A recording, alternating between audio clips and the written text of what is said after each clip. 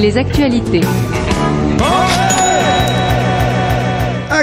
Actualité, en 2024, la France a enregistré environ 220 000 cambriolages de résidences principales et secondaires, soit une hausse de 14% par rapport à 2022. Cela représente près de 600 cambriolages par jour, soit 1 toutes les 3 minutes. Deuxième point. Le marché français de la sécurité à domicile est en pleine expansion avec une croissance annuelle de 10%.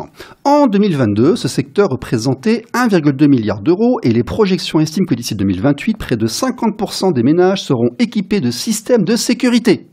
Troisième point, chaque année, environ 50 millions de tonnes de déchets électroniques sont générés dans le monde, soit une moyenne de 7,6 kg par habitant. En France, seulement 40% des appareils électriques et électroniques en panne sont réparés, le reste contribuant à l'accumulation de ces déchets. La fabrication d'un seul smartphone génère une empreinte carbone de 61 kg de CO2 et avec près de 18 millions de smartphones vendus chaque année en France, cela représente plus d'1 million de tonnes de CO2 émises. Enfin voilà. Jeter les vieux trucs, c'est pas bien. Voilà. Enfin, le monde est un terrain de jeu géopolitique, loin de l'idéalisme béat de certains, mais souvent beaucoup plus proche du réalisme froid de ceux qui se font de l'argent et protègent leurs intérêts ou ceux de leur pays. Nous l'affirmons ici une fois de plus, l'indépendance technologique est essentielle pour garantir la souveraineté numérique et la sécurité nationale. En développant et en produisant localement des technologies de sécurité, la France réduit sa dépendance vis-à-vis des fournisseurs étrangers, assurant ainsi une meilleure maîtrise d'infrastructures critiques et une protection accrue des données sensibles. Donc vous l'aurez compris, aujourd'hui nous allons parler d'un logiciel qui parle de sécurité et qui réutilise les anciens smartphones. Jean-Luc Antoine, avant de rentrer sur le fond du sujet, est-ce que vous qui avez aussi un parcours extrêmement technologique,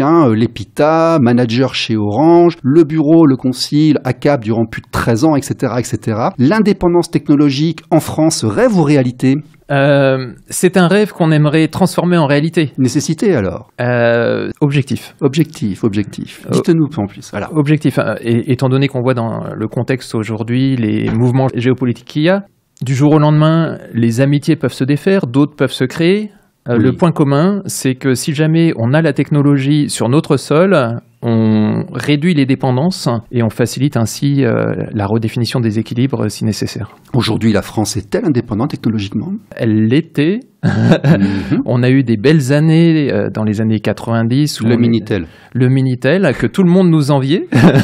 Il a eu son époque. On s'est crispé dessus, mais il a eu son époque. Ouais. Exactement, c'était une nouveauté, comme le Concorde également, etc. Et on s'est pas crispé, on s'est figé. Voilà, on a raté l'étape d'après.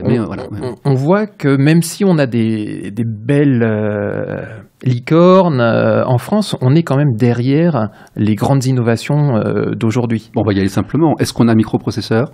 Non. Est-ce qu'on a un système d'exploitation ? Non. Est-ce qu'on a une usine d'IA qui marche, qu'on a fait nous-mêmes ? Non. Bon, très bien. Écoutez, on va parler de nos projets, en tout cas locaux. Ne bougez pas, c'est l'invité de la semaine, c'est Jean-Luc Antoine.